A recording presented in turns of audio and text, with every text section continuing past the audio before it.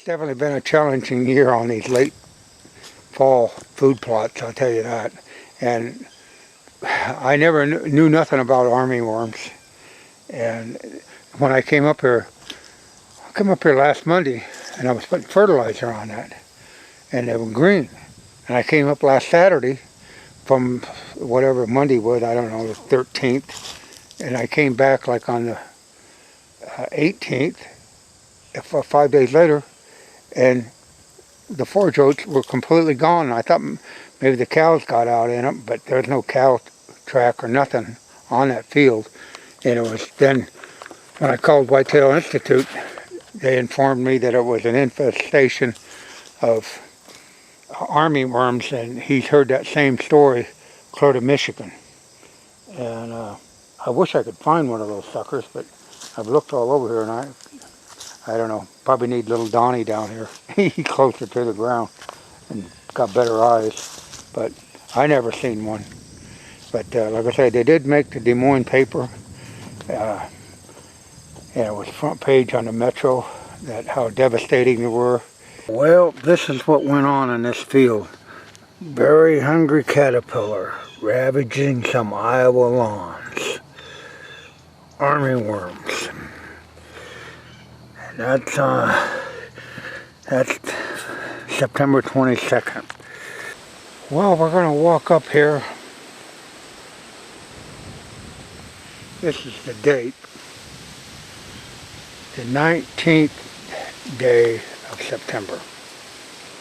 And we were up here putting urea on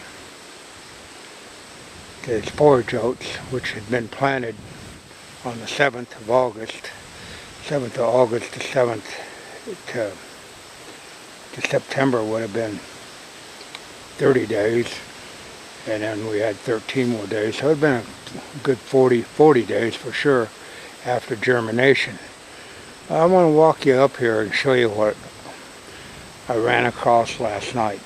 Just Monday, last Monday, on the 13th, when I walked up here, and last weekend, and it had a little chance of rain in the forecast, but that didn't mature.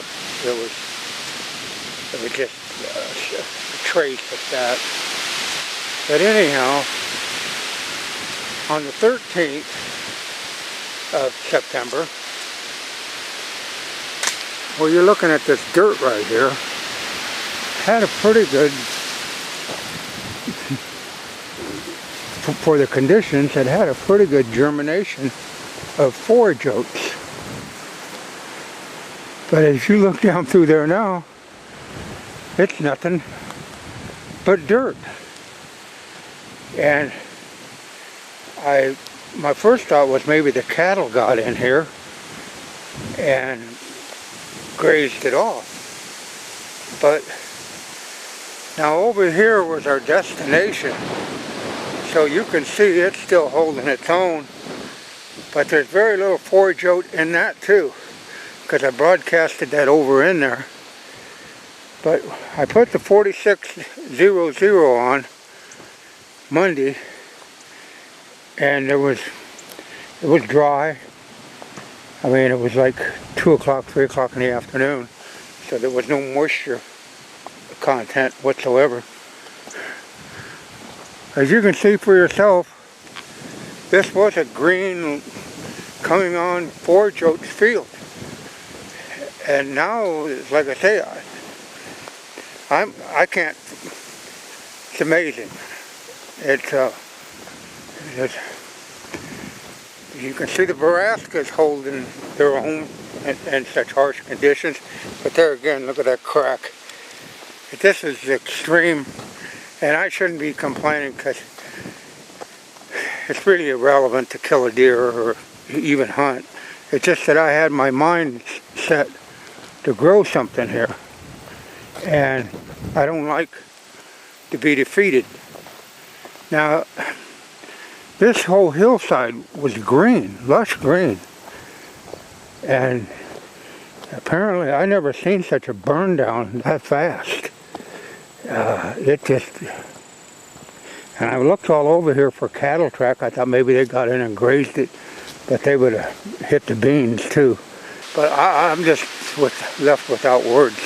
And like I said, this is really, really a super good documentary on what can go wrong. And I planted, as I keep emphasizing, I planted these fields in the best of the conditions. And I don't know where the forage oats went, but here's the thing. They could come back up, but if they don't, we're going to here again, we got a 100% chance of thunderstorms tomorrow on the 20th. And there's a turkey feather. I don't know if that was part of the problem. You wouldn't think they would have been up here pulling that out, but anyhow, yeah, I can't even find, you know, there was some of the oats right there. That was some of the oats that were up, and it's just amazing. And there's the big crack, the velvet leaf. They seem like they can make it through feast or famine, but you got to realize weeds, only weeds in mankind's terminology. It's ground cover in Mother Nature's terminology. So she'll plant whatever she wants to plant where she wants to, but it's really amazing. So what we're going to do, we went up to the local store and got whatever seed they had left, which was very little. I was just lucky they had any. And we're going to throw some seed on, and you can see all the deer tracks. Look at the acorns. So you know, all these acorns out there. There's been a tremendous amount of deer.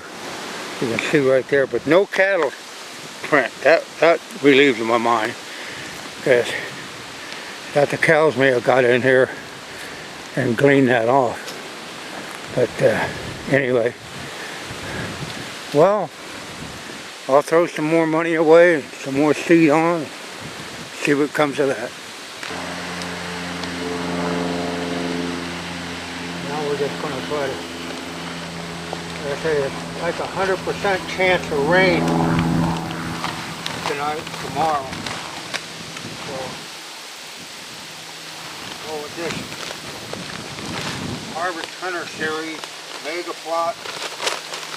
There's quite a variety. Mid-August to mid-September in this zone, in this blue zone. So within that, it has wheat, forage oats, turnips, and annual clovers. So we got to try something, because like I said, as it is right now, I don't know if my other oats have went south on me. They might have burned up, you know. This drought might have killed the root system, I don't know.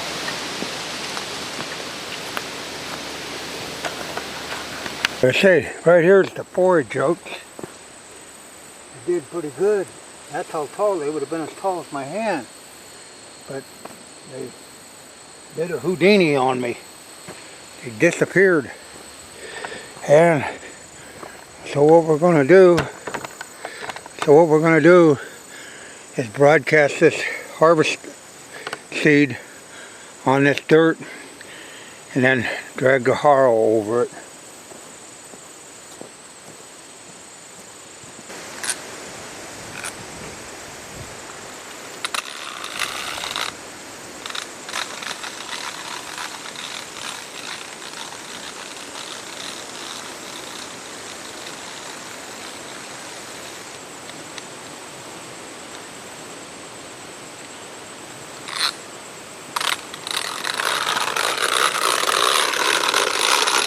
I hope the equipment that we left in Afghanistan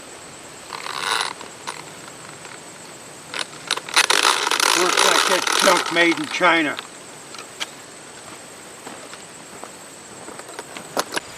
Well, we got a little bag of this also. It does 11,000 square feet. And it goes to late August through September. Yeah, we're in the blue zone. No, it goes to mid-August to mid-September. So we're right in that area. just things you got to keep doing, you know. So anyway, we'll put this on, see what happens. Yeah, food plots are exactly what that is. 5-card draw. It's a gamble, and you just seen it. It's nothing more than a gamble, and there's no guarantees. And like I said, you have to be mentally prepared for that. So let's crank some of that 5-card draw on some areas over here.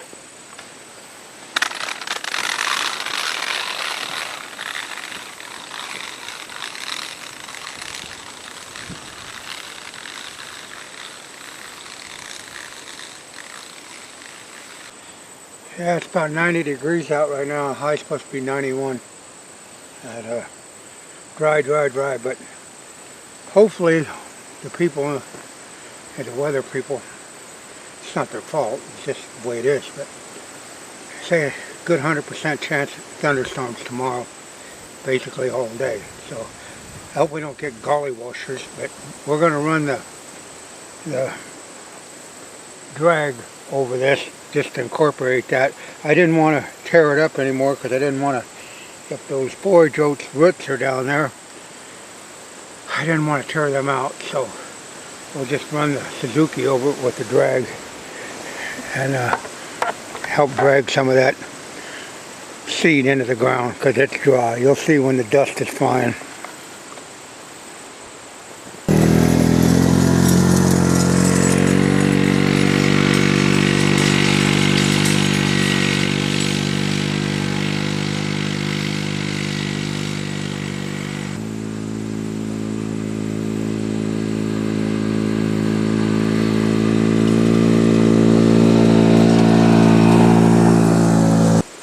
Our final attempt at 2021 food plots.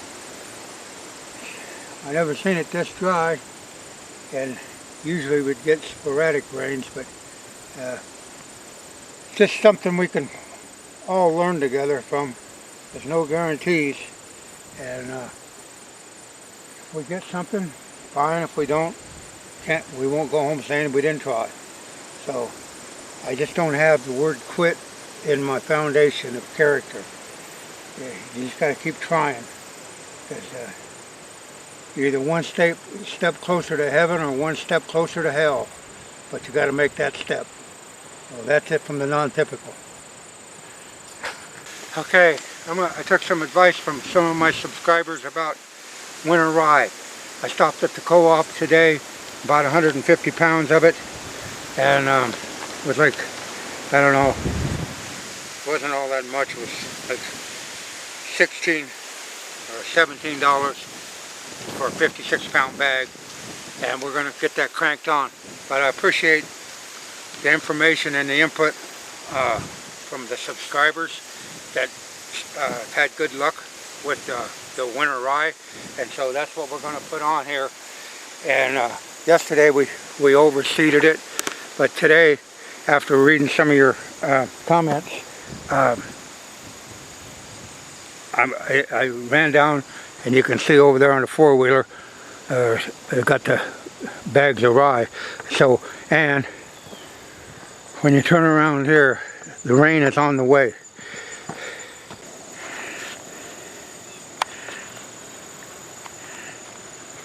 Yeah, just to keep in tradition, that's what time it is and what date it is. So it's the real time. Here's what your winter rye looks like, almost like oats. So fast germinating, but we definitely, you can see, we want to get that on before the rain. We'll get this broadcasted on.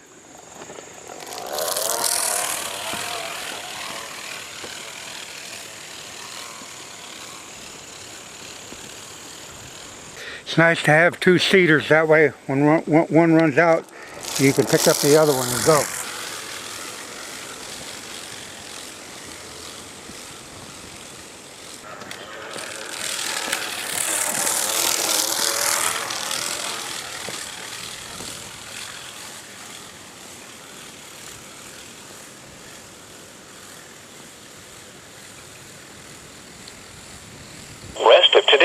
A slight chance of thunderstorms late in the morning, then thunderstorms in the afternoon. Breezy. High in the lower 80s. South wind at 10 to 15 miles an hour, increasing to 15 to 25 miles an hour in the afternoon. Chance of thunderstorms near 100%. You just heard the forecast. That answered. One of my subscribers said, plant right before the rain. And I always try to plant right before the rain. I've learned that since I was a kid when you were growing food for humans. Anyway, we got a good chance of rain, but I really want to thank subscribers' input because I do listen. I don't know it all. I'll be the first to admit that. And you only learn by listening. And don't forget that. Other people had other successes with other stuff, and that's why I'm going with this here winter rye to make sure or at least attempt to get something to go. And you can see that sky in the background. I better get the cranking seat on the ground because there's rain in the background. This has really been fun to make this video because we all learn from it. And that's what my channel is. It's not a bullshit channel. And like I said, you see my setbacks and my successes, and that's why I'm doing this. I'm not doing this for me. I am doing it for me because it's not about hunting. It's about, by God, I'm going to make something grow on this dirt. That was my goal. And I don't care if I kill a deer off of it. I don't even care anything about that. My thing is, I want to see this field green. That's my goal.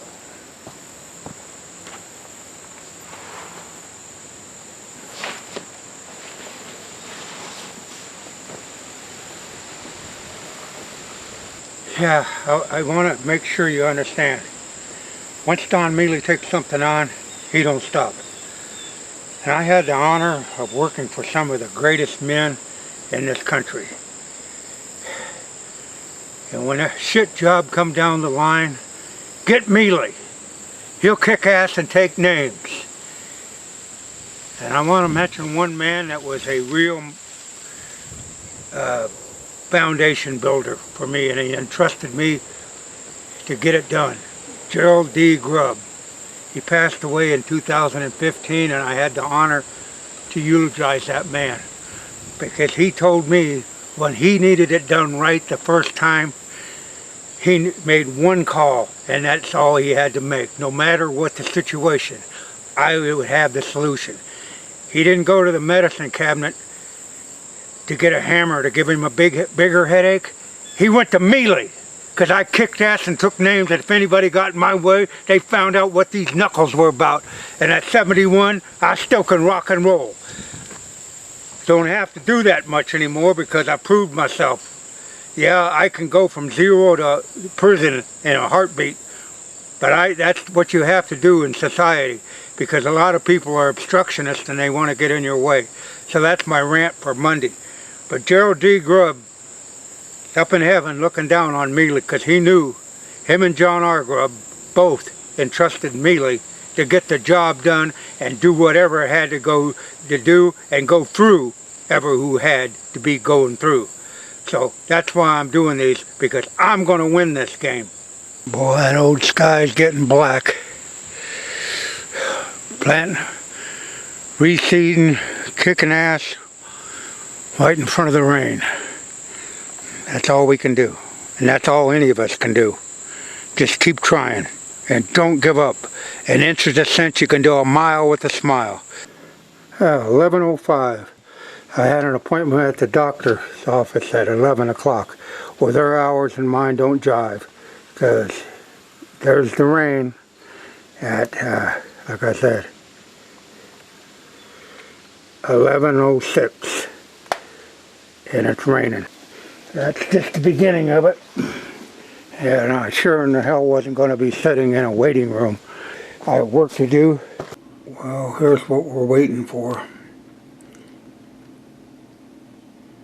A lot of red coming through there, but it don't last long.